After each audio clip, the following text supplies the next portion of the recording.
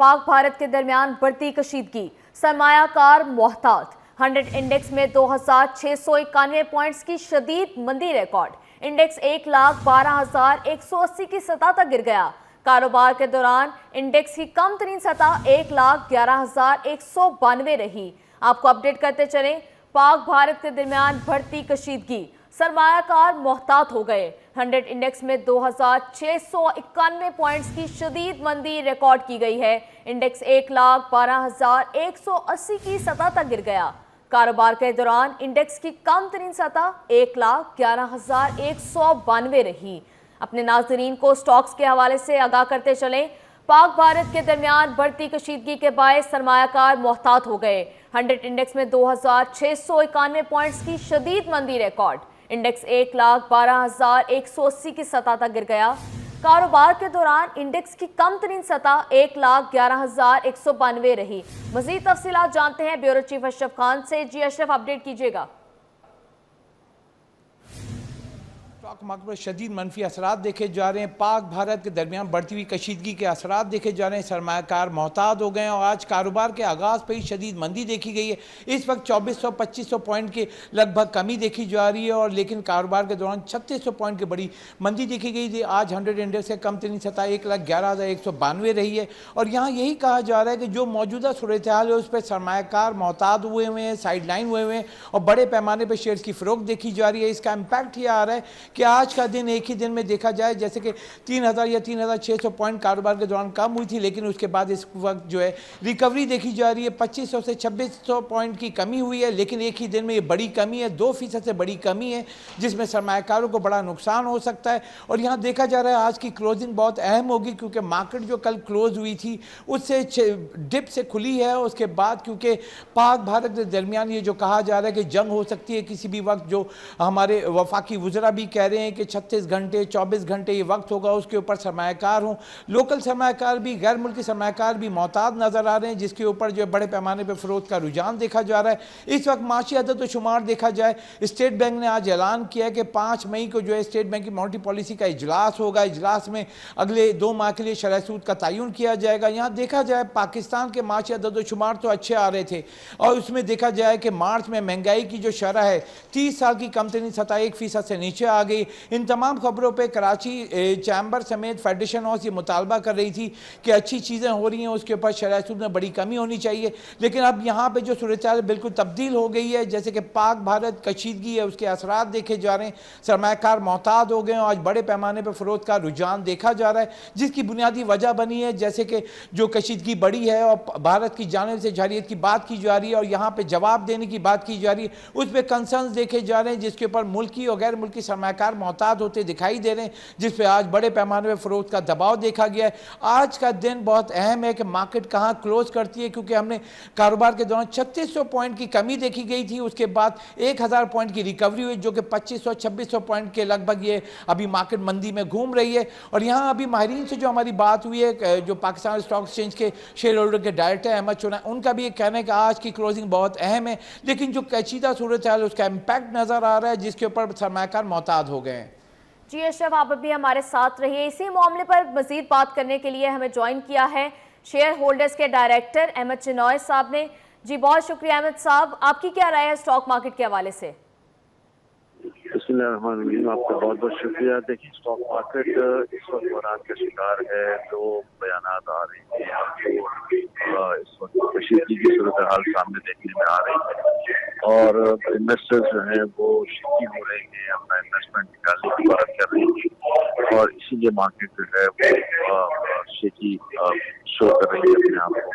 मैं समझता हूँ कि 2 इसमें बुनियादी बातें होनी चाहिए। एक बुनियादी बात यह है कि देखें, पाकिस्तान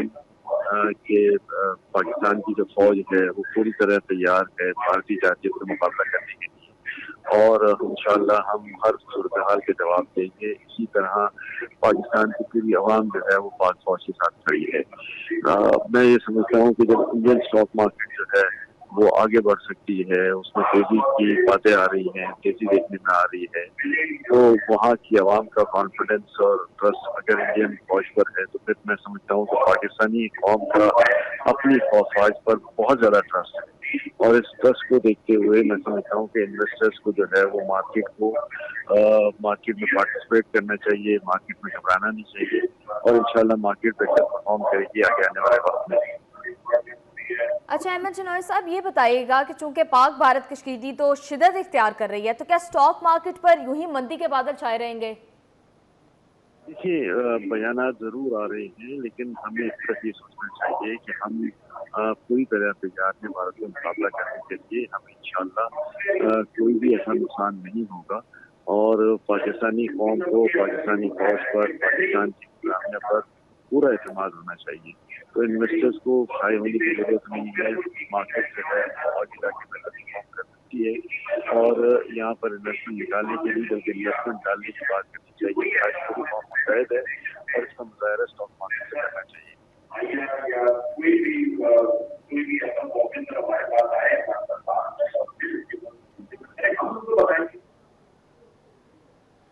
जी अहमद जनौरी साहब, आप हमारे साथ रहे। यहाँ हम बढ़ते हैं अपने ब्यूरो चीफ अशरफ खान की जानिब। अशरफ, आप बताइएगा कि सरमायाकार बहुत मोहतात हो गए हैं, तो उनको बताएं कि स्टॉक मार्केट कब तक स्टेबल हो जाएगी? पाइपलाइन फटने से जामिया कराची की हदूद में पानी ही पानी, स्टाफ कॉलोनी ज़ेर आब, घर, तलीमी इदारे और क्लिनिक डूब गए। शहर भर में पानी की फराहमी मुतासिर। चीफ इंजीनियर जामिया कराची का कहना था नुकसान का तखमीना अभी नहीं लगाया जा सकता। CEO water corporation Ahmad Ali Siddiqui का फौरी मुतासिरा लाइन मुरम्मत करने का हुक्म। मज़ीद तफसीलात जानते हैं जुबैर राशिद से। जी बताइएगा।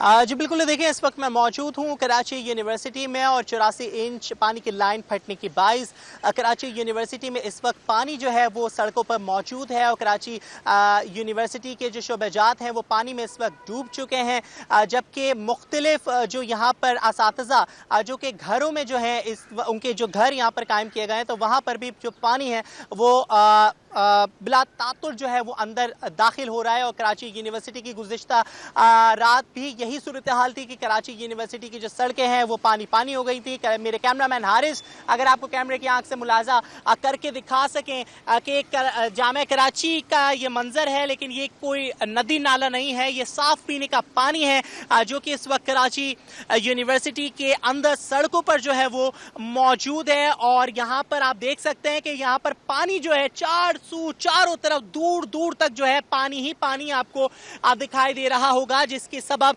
जामिया कराची के जो असातिज़ा हैं, जो कि तलबा व तालिबात हैं, उनको शदीद दुश्वारी का सामना जो है वो करना पड़ रहा है। गाड़ियां जा रही हैं, लोग पैदल भी जा रहे हैं, बाइक वाले भी जा रहे हैं। दूसरी जानिब ये जो हिस्सा अगर आप अपने टेलीविजन स्क्रीन पर देखें तो ये फार्मेसी का अहाता है और ये बिल्कुल यहाँ पर कह सकते हैं कि गाड़ी जो पार्किंग है, गाड़ियों की जो पार्किंग है, ये जगह वो मुख्तस की गई है।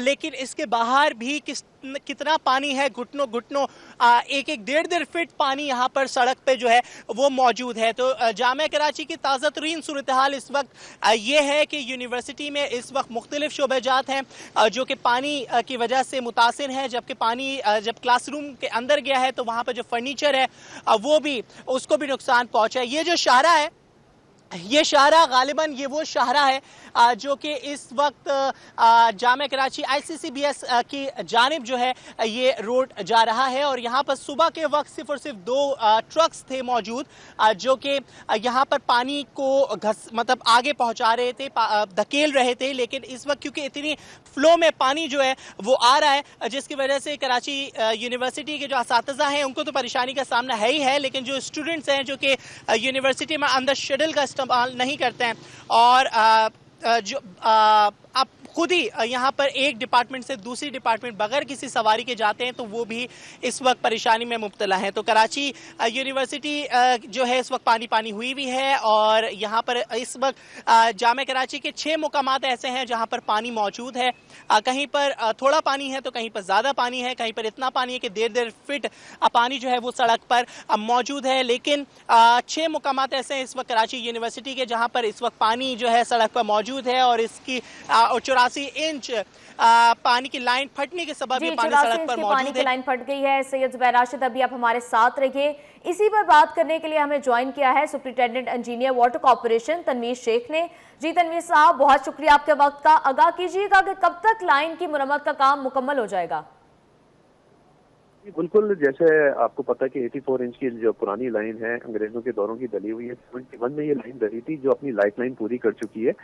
कल ये वाकया हुआ है कि हमारी लाइन ये बस्ट हो गई है, जिसपे हमने कल ही से काम शुरू कर दिया है। इस पे जो दाबीजी से पंपिंग होती थी, पानी चलता था, इसको हमने कल दोपहर 2 बजे से पंपिंग हमने बंद करवा दी है।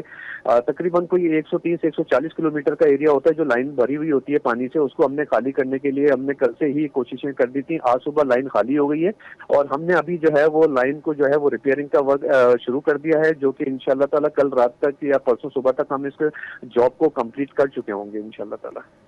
अच्छा तनवीर शेख साहब, ये बताइएगा कि 24 घंटों से ज्यादा का वक्त गुजर चुका है पानी की लाइन को फटे, लेकिन ताहाल पानी सड़कों पर जमा है, तो क्या ये इंतजामिया की नाअहली नहीं है? बिल्कुल, देखिए 140 किलोमीटर की जो हमारी ये लेंथ है, लाइन है जो कराची को पानी लेकर आती है ठट्टा से, इसमें एक बहुत बड़ी क्वांटिटी ऑफ वाटर मौजूद होती है जो चल रही होती है दाबीजी से। इसको खाली करने में हमें बहुत एक वक्त रिक्वायर्ड होता है 17 घंटों का, और जब ये बस्ट होती है तो इसमें इतना पानी होता है कि आसपास का जो एरिया है ये पूरा एक समझ लें कि झील नुमा एक पानी खड़ा हो जाता है। लेकिन हमने बर वक्त जैसी हमें इतला मिली है तो हमने उसी वक्त जो है वो पंपिंग बंद करवा दी है, पानी बंद करवा दिया था, और जो जिस इलाके में अब ये पानी खड़ा हुआ था वहां से पानी उतरना शुरू हो गया है और हमने अपनी जेटिंग मशीनें लगाकर जो है वो पानी को जो है वो निकालना शुरू कर दिया है।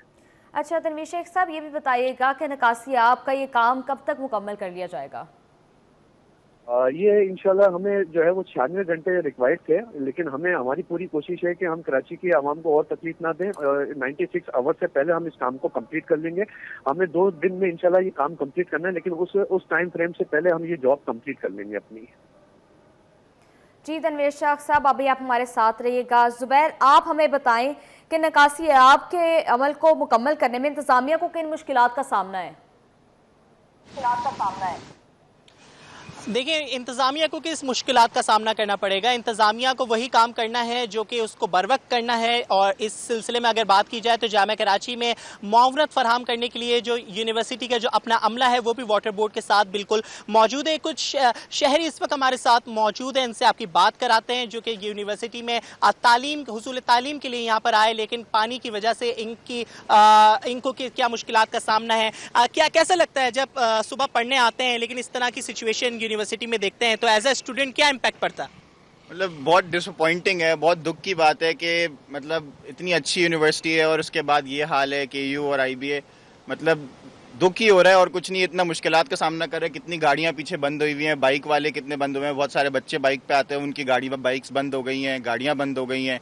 इवन मेरी गाड़ी टायर से ऊपर पानी था, तो मतलब नो वर्ड, समझ नहीं आ रहा कि क्या करें, इतने बुरा हाल कैसे। डिसअपॉइंटेड है बस। और आपको पता है यूनिवर्सिटी में अपना सीवरेज का निज़ाम मौजूद नहीं है।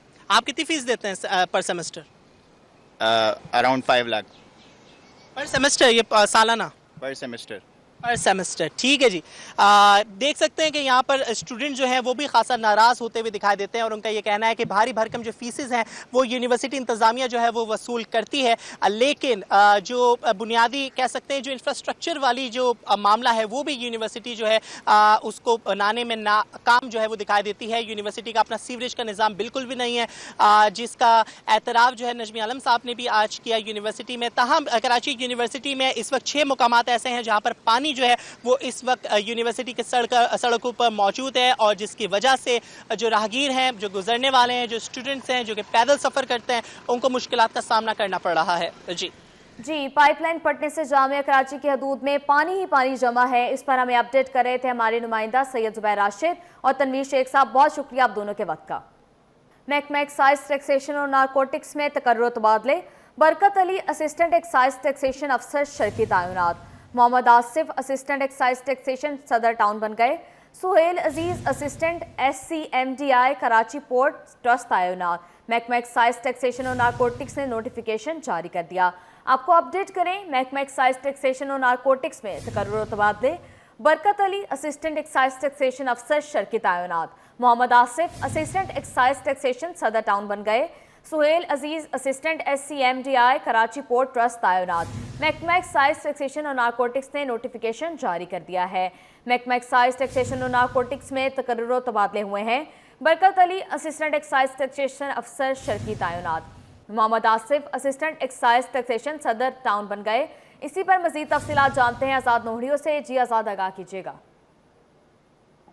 जी बिल्कुल, हुकूमत सिंध ने महकमा एक्साइज टैक्सेशन व नारकोटिक्स में 5 अफसरान व मुलाजिमीन के तकर्रुर तबादले कर दिए हैं, जिसका बाकायदा तौर पर महकमा एक्साइज टैक्सेशन व नारकोटिक्स ने नोटिफिकेशन भी जारी किया है। नोटिफिकेशन के मुताबिक इशफाक अली पीओ को असिस्टेंट एक्साइज टैक्सेशन अफसर जनूबी कराची तैनात किया गया, जबकि बरकत अली को असिस्टेंट एक्साइज टैक्सेशन अफसर कराची तैनात किया गया, जबकि मोहम्मद आसिफ गजनवी को असिस्टेंट एक्साइज टैक्सेशन अफसर सदर टाउन कराची तैनात कर दिया गया, जबकि निहाल खान को जो है असिस्टेंट एक्साइज टैक्सेशन अफसर घोटकी और सुहेल अजीज को असिस्टेंट SCMD जो है कराची पोर्ट ट्रस्ट तैनात कर दिया गया है। इन अफसरान के तकर्रुर तबादलों के हवाले से महकमा एक्साइज टैक्सेशन व नारकोटिक्स में बाकायदा तौर पर नोटिफिकेशन भी जारी कर दिया है।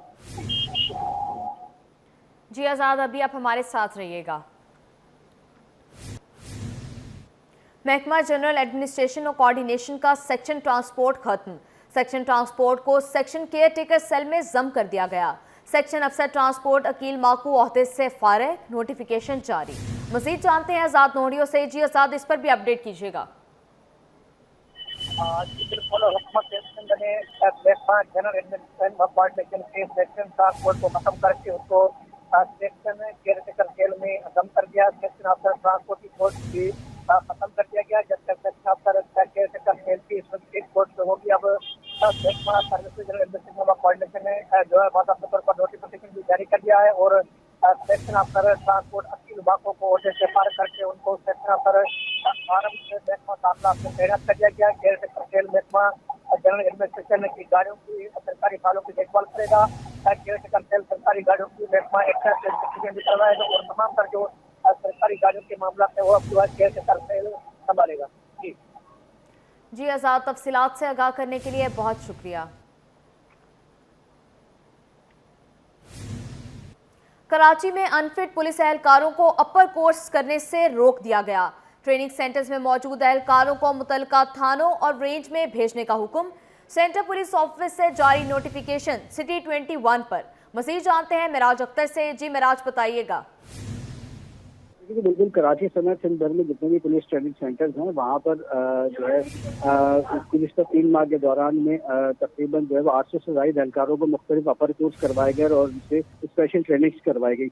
इसी दौरान में जो बहुत सारे ऐसे एहलकार और अफसरान भी थे जिनका तिब्बी मुआयना किया गया तो वो अनफिट करार पाए गए, जिसकी वजह से उनको ट्रेनिंग का हिस्सा नहीं बनने दिया गया, लेकिन वो फिर भी ट्रेनिंग सेंटर्स में जो है उन्होंने ज्वाइनिंग दी हुई थी तो वही ड्यूटी कर रहे थे, जिस पर IG सन गुलाम नबी मेमन साहब की जानिब से एक्शन लिया गया है और सेंट्रल पुलिस ऑफिस से बिल्कुल एक नोटिफिकेशन जारी किया गया जिसमें बताया गया कि जो लोग अनफिट थे पुलिस एहलकार और अफसरान जो कि ट्रेनिंग में हिस्सा नहीं ले सके वो फौरी तौर पर अपने पेरेंट्स डिपार्टमेंट यानी कि जहाँ जिन डिस्ट्रिक्ट में वो तैनात थे, जिन थानों में तैनात थे, जिन रेंजेस में तैनात थे, वो फौरी तौर पर वापस रिटर्न हो जाए और अपनी सेहत पर और सेहत बहबूद पर जो है तवज्जो दें, अपने आप को जिस्मानी तौर पर फिट करें और उसके बाद आइंदा 3 माह बाद होने वाले जो फ्रेश और अपर कोर्सेज हैं उनमें हिस्सा लेने के लिए अपने आप को तैयार करें। और अभी फिलहाल वो फौरी तौर पर ट्रेनिंग सेंटर्स को छोड़ दें और अपने अपने इदारों में जहाँ से वो आए थे ट्रेनिंग के लिए फौरी तौर पर वापस चले जाएं और जब तक वो फिट नहीं हो जाते दोबारा उनको अपर कोर्स में या ट्रेनिंग के जो फ्रेश कोर्सेज हैं उनमें हिस्सा मतलब नहीं ले सकेंगे वो।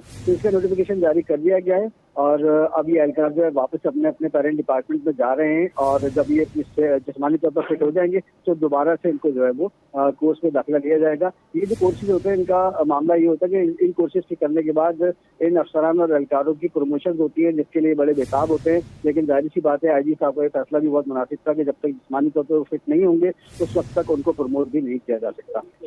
जी मेराज, अभी आप हमारे साथ रहिएगा। Welcome back. बुलेटिन में आगे बढ़े और आपको बताएं, सिंध हुकूमत गंदम और चावल की काश्त के लिए सब्सिडी देने की ख्वाहा। छोटे काश्तकारों के लिए जदीद ज़रई पैकेज तैयार किया जाए। वज़ीर आला की हिदायत, बोले चाहता हूँ फार्म मैकेनाइजेशन को अपनाया जाए। लेजर लैंड लेवलिंग से 20 से 30% ज़रई पानी की बचत होगी। महकमा ज़राअत 4 साला ज़राई तरक्की का मनसूबा बनाकर पेश करे। मज़ीद तफसीलात जानते हैं आजिज जमाली से। जी आजिज, अपडेट कीजिएगा। जी देखें, वज़ीर आला सिंध सैयद मुराद अली शाह की ज़ेर सदारत इजलास हुआ है।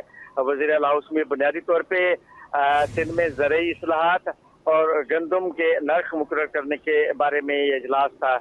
वज़ीर आबपाशी जाम खान शोरो थे, वज़ीर ज़राअत सरदार मोहम्मद बख्श महर थे और दीगर तमाम महकमों के सरकारी अफसरान इस इजलास में शरीक थे। वज़ीर आला सिंध का कहना है कि ज़ाहिर है कि मुल्क में मजमूई तौर पे पानी का बहरान है, पानी की किल्लत है, तो ऐसे मंसूबे शुरू किए जाएं जिसमें कम से कम पानी हो और वाटर लाइनिंग को अहमियत दी जाए, ड्रिप इरिगेशन को अहमियत दी जाए और ऐसी फसलें काश्त की जाए जिन पे कम पानी का होता है, ज़रूरत कम होती है। यहाँ पे गंदम और चावल की काश्त की बात हुई है तो वज़ीर आला सिंध ने कहा है कि ऐसा मंसूबा बना कर लाएं कि ज़्यादा से ज़्यादा गंदम की काश्त हो और चावल की काश्त हो और उन पे काश्तकारों को सब्सिडी दी जाएगी। हुकूमत की जानिब से ऐसे काश्तकारों को डेवलप किया जाएगा जो कम पानी पे ज़्यादा काश्त कर सके, ऐसे काश्तकारों को सब्सिडी दी जाएगी ताकि जो ज़रूरियात हैं उनको पूरा किया जाए। तो एक कमेटी बनाई गई है इजलास में जो इन नए बीज और काश्तकारों को बीज की फराहमी और दीगर उमूर पर रिपोर्ट बनाकर वज़ीर आला सिंध को पेश करेगी। जी जी, आज इस तफसीलात से आगाह करने के लिए बहुत शुक्रिया।